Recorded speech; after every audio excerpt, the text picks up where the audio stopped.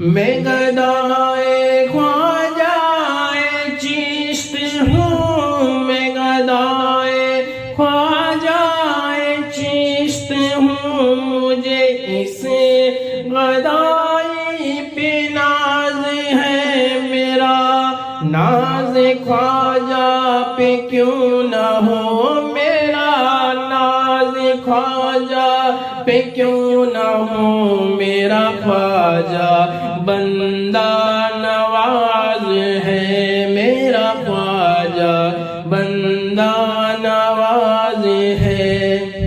اور اللہ اللہ کرنا، اللہ کے رسول کی اطاعت کرنا،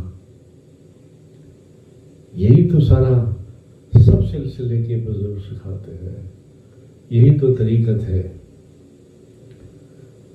آپ خوف خدا سے لرزتے ہوئے کعبے کے سامنے کھڑے ہوئے، پھر حاتم غیب سے آواز آئی، معین الدین مانگو جو کچھ چاہتے ہو ہم عطا کریں گے۔ سبحان اللہ۔ ہمیشہ سب اولیاءوں کی تاریخ اٹھا کے دیکھو، ہمیشہ نبیوں سے لے کر، اہل بیت سے لے کر، صحابہ سے لے کر، تابعین تبع تابعین سے لے کر، اور اولیاء اللہ کتب اقطاب مست قلندر سے لے کر سارے اولیاء نے اگر مانگا ہے تو امت کے لیے مانگا ہے۔ اللہ امت کو بخش دے، اللہ میرے مریدوں کی خیر کر دے، اللہ اسے ہدایت دے۔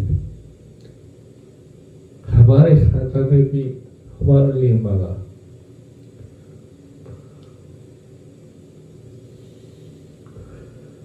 حضور غریب نواز نے فرمایا کہ اللہ، ہاتھ اٹھائے، کہا اللہ میرے سلسلے میں جو بھی مرید ہو، داخل ہو مریدی میں، اسے بخش دے۔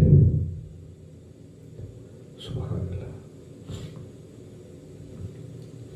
حاتم غیب سے آواز آئی، دامن تھا معین الدین کا، کرم تھا اللہ کی کریمی کا، اور صدقہ تھا امام الانبیاء کا پنجتن پاک کا۔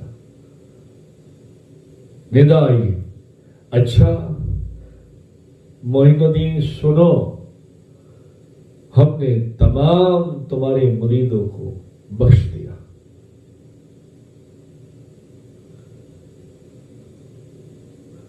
پھر یہ آواز آئی، تمہارے مرید کے مرید کو، مرید کے مرید کو جو یہ سجرے سے چلتا آ رہا ہوگا، بیچ میں سجدہ کٹا ہوا نہیں ہوگا، کوئی صرف نام سے کام کر کے اپنے آپ کو ان کے سلسلے کا غلام سمجھے یا سمجھتا ہو اور مرید بناتا ہو، اس کی بخشش نہیں۔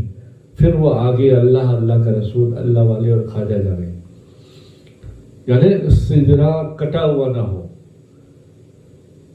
جڑا ہوا ہو مولا کائنات سے لے کر آپ تک، آپ سے لے کر اپنے پیر تک، جیسے ہمارا سجرہ جڑا ہوا ہے کیا میرے مرشد تک، اور اس کے بعد میرا نام ہے، میرے بعد میں کسی کو خلاف کر دے دوں اس کا نام ہو جائے، مگر کوئی میرے نام سے بات شروع کر دے، اگرم دگرم جیسے آج دنیا چلتی ہے، تو وہ نہیں ہوگا۔ محبت ایک طرف ہے اور سلسلہ ایک طرف ہے۔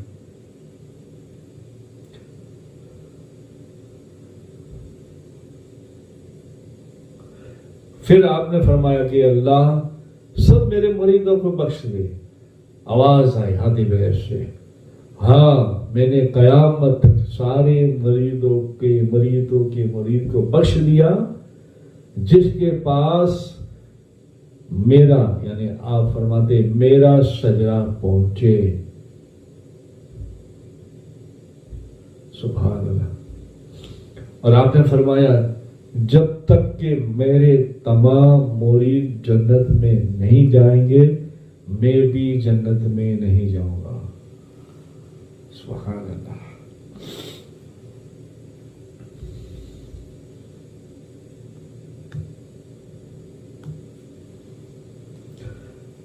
جمالیت بھی جلالیت بھی آپ پر طاری رہتی تھی.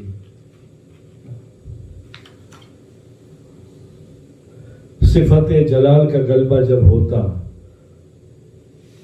اسرار السالکین میں لکھا ہے، حضرت خواجہ قطب الدین بختیار کاکی فرماتے ہیں، حضرت قاضی حمید الدین ناگوری رحمت اللہ علیہ فرماتے ہیں کہ جب جلال کا غلبہ رہتا تو ہم دست بست کھڑے ہو کر بلند آواز سے کہتے الصلاۃ الصلاۃ، تو آپ ہوش میں آتے اور کہتے ہیں بے شک اس کے بغیر چھٹکارا نہیں ہے.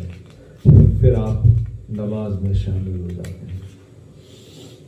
کبھی کبھی اور جلال ہوتا، جلال میں آتے تو آپ اپنا حجرے کا دروازہ بند کر لیتے اور پھر حجرے کے دروازے میں ذکر الہی کی آواز بلند ہوتی. حضرت خواجہ قطب الدین بختیار کاکی اور حضرت قاضی حمید الدین ناگوری رحمت اللہ علیہ فرماتے ہیں کہ ہم سمجھتے کہ آج تو بہت جلال ہے، تو آپ حجرے کے سامنے پتھروں کو رکھ دیتے اور پیچھے سے چھپ جاتے اور آواز دیتے حی علی الصلاۃ زور زور سے. تو آپ ہوش میں آتے اور جیسے ہی دروازہ کھولتے پتھر سارا سرما بن جاتا، پتھر سب خاک ہو جاتے، مٹی بن جاتی. سبحان اللہ. آپ نے 70 سال تک آپ کے پہلو کو، آپ کی کمر کو زمین پر نہیں لگایا. 70 سال. اور ریاضت، مجاہدات، تلاوت قرآن، نفلی نمازیں،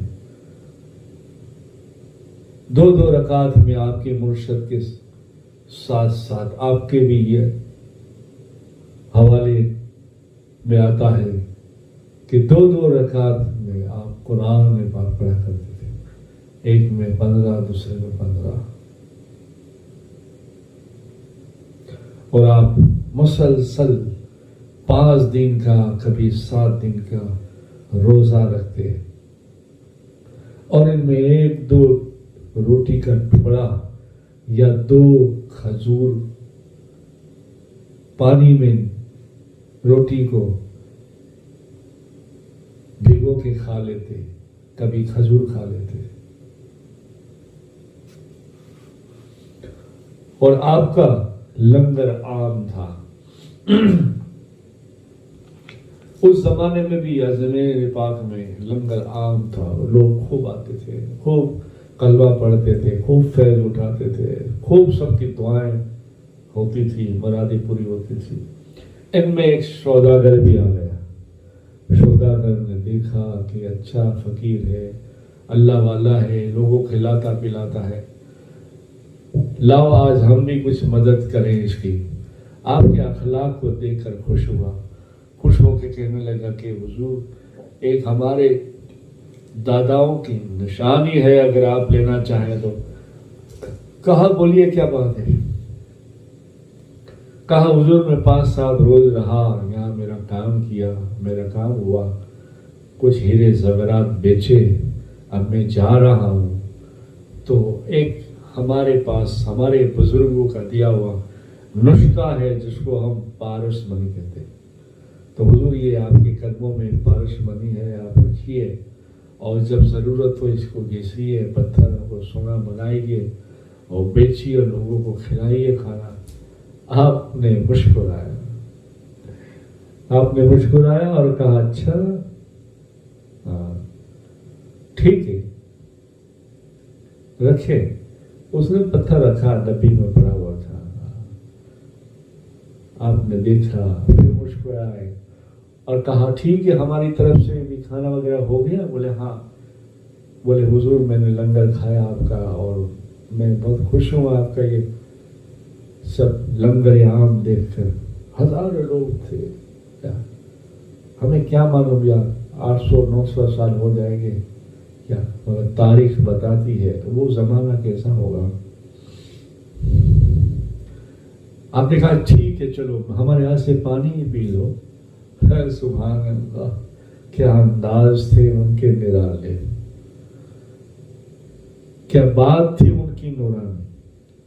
آہا, کیا انداز تھے ان کے نرالے, کیا بات تھی ان کی نورانی, کیا اخلاق تھے ان کے پاکیزہ. سبحان اللہ. آپ نے پانی منگوایا اور تھوڑا سا پانی پیا, ارے پیو گے, ہم نے پی لیا. کہا جی حضور یہ کہاں سے تبرکات. اللہ والا تھا. جی حضور یہ کہاں سے تبرکات, ہم ضرور پئیں گے. اس نے, آپ نے پانی لیا, اس نے منہ پہ لگایا, بسم اللہ کر کے پانی جسے پیا. تاریخ گواہ ہے, کتابوں میں آتا ہے کہ پانی پہلے گیا یا کلمہ پہلے گیا, دل نورانی پہلے ہوا. سبحان اللہ. دل نورانی ہونے کے بعد آنکھیں بھی روشن ہو گئی, دل بھی روشن ہو گیا, خود روشن ہو گیا.